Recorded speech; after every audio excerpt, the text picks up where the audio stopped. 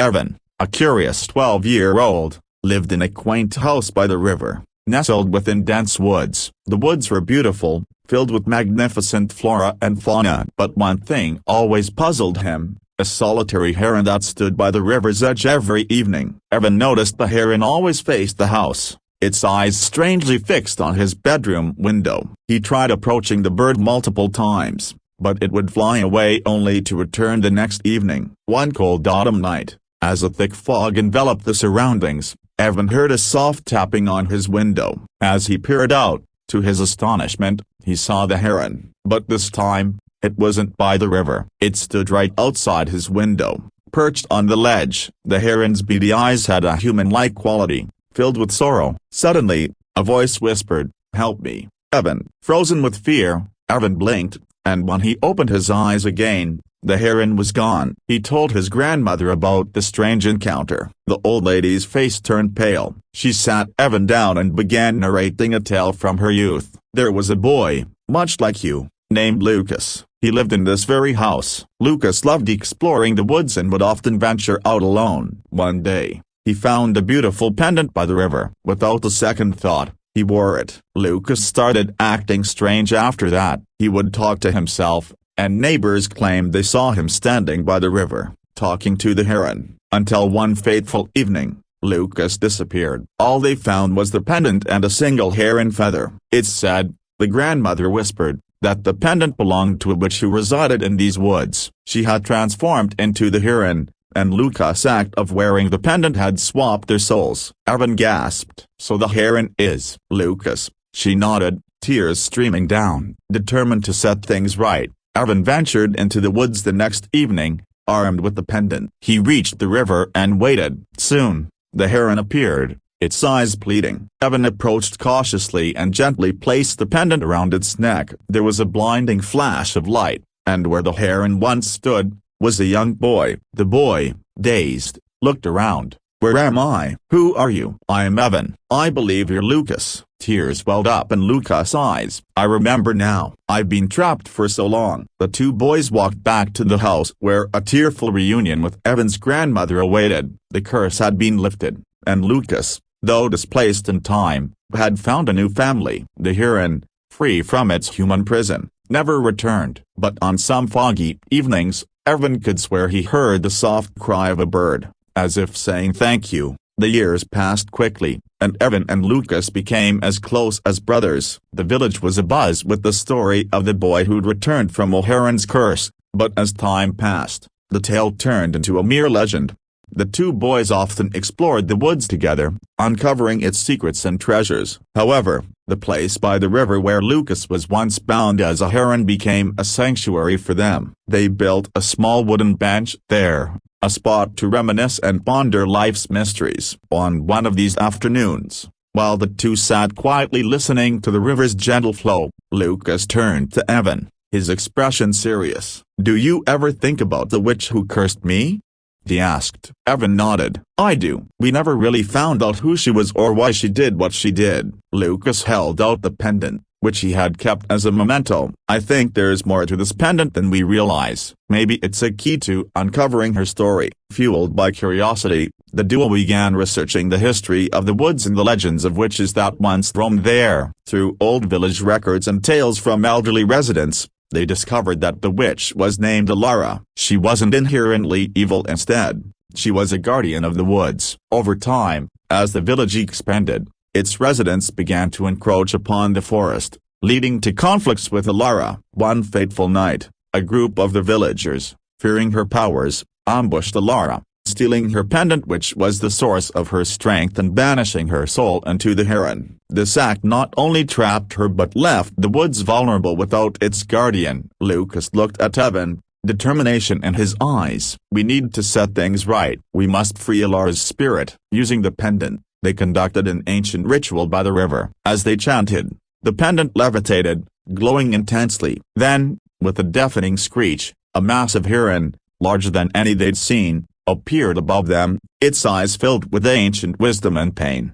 The giant heron circled them, then landed gracefully by the river, transforming into a tall, ethereal woman. It was Lila. She looked at the boys, gratitude in her eyes. "You've freed me," she whispered. "We're sorry," Lucas began, "for what our ancestors did." Alara smiled. "The past is gone. What matters is now. The woods need a guardian, and I must move on." She handed Lucas a staff, intertwined with vines and flowers. "Protect this place," she said. With a final nod, Alara transformed back into the heron and flew away, disappearing into the horizon. From that day on, Lucas became the guardian of the woods, using his newfound powers to maintain balance and harmony. Evan, always by his side, chronicled their adventures, ensuring that the stories of Alara, the boy-turned-heron, and the guardian of the woods lived on forever. As the years rolled by, Evan became the village's unofficial historian, recording not only their personal adventures but the entire history and lore of the village and its surrounding woods. The once skeptical villagers came to respect the tales and lessons documented by Evan, turning to them for guidance, wisdom, and a deeper understanding of their roots. Lucas, on the other hand, embraced his role as the guardian with vigor and devotion. His presence became synonymous with the health and vibrancy of the woods. Trees seemed taller, the waters clearer, and wildlife flourished under his guardianship. Children would often wander into the woods not out of mischief but in hopes of catching a glimpse of Lucas performing some magical act or speaking to the animals.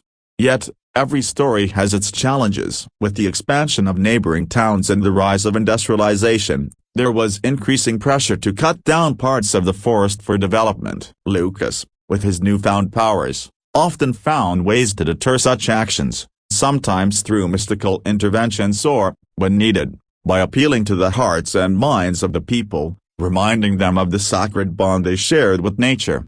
Evan, with his eloquence and vast knowledge, became Lucas's voice in the village council, defending the woods against those who sought to exploit it. Their combined efforts led to the forest being declared a protected sanctuary, ensuring its survival for generations to come. Decades later, when both Evan and Lucas had grown old, they erected a monument by the river, right next to their favorite bench. It was a statue of a heron, in honor of Alara and the fateful events that had intertwined their destinies with the forest. The base of the statue bore an inscription, "To the spirits of the woods, the tales of the past, and the guardians of the future." After Lucas's passing, rumors spread of a heron seen standing beside the statue every evening, its gaze fixed on the horizon, waiting. Evan, in his final days, wrote one last entry in his chronicle, ending with, "And so, the guardian returns to the woods, ever watchful, ever present. For in every rustle of the leaves, in every ripple of the river, Lucas is there, whispering his tales to those who dare to listen." The woods, now teeming with life and legends, became a beacon of hope, a testament to the indomitable spirit of nature and the guardians who swore to protect it. Generations passed, and the story of Lucas and Evan became an integral part of the village's legacy. Parents told their children about the guardian of the woods and the historian who chronicled it all. The statue by the river became a pilgrimage site, where people came to pay their respects and seek solace in the serenity of the forest. However, like all legends, details began to blur as time wore on. The factual history intertwined with myth, leading to a variety of interpretations. Some believed Lucas was a deity sent from the heavens, while others considered him a shapeshifter. Evan's chronicles, though preserved in the village library, were often read as fables rather than actual events. But the forest remembered. Trees that Lucas had planted now stood tall and mighty, guarding the secrets of the past. Animals roamed freely, whispering tales of the guardian to their young. The river, reflecting the stories in its shimmering waters, flowed with purpose and life. In the following years, the village flourished, growing in harmony with the forest. As Lila's reputation as the guardian grew, so did the number of visitors to the village. Scholars, adventurers, and those seeking spiritual enlightenment came from distant lands, drawn by tales of the magical woods and its guardians. Lila soon realized the need to establish a school, where the wisdom of the woods could be shared and where young minds could learn about the delicate balance between nature and civilization. The Guardians Academy was established close to the forest's edge, with its curriculum deeply rooted in ecology, history, and the mystical arts. Among the many students at the academy, there was a bright young boy named Theo. He possessed an innate connection to the forest, often wandering off on his own, speaking to animals, and understanding the language of the trees. Lila saw in Theo a reflection of Lucas and took him under her wing. As years passed, under Lila's guidance, Theo delved deep into the Chronicles of Heaven, mastering the arts of guardianship and understanding the responsibilities that came with it. He often accompanied Lila on her patrols, learning firsthand the challenges the forest faced and the measures needed to protect it. One fateful day, Lila and Theo stumbled upon a hidden grove, untouched and unseen for centuries. At its center lay a clear, shimmering pond. Its waters held visions of the past, present, and potential futures. This pond of prophecy, as Lila named it, became their sanctuary, a place for meditation and seeking guidance. In one of their visits to the pond, a vision appeared. It showed the looming darkness,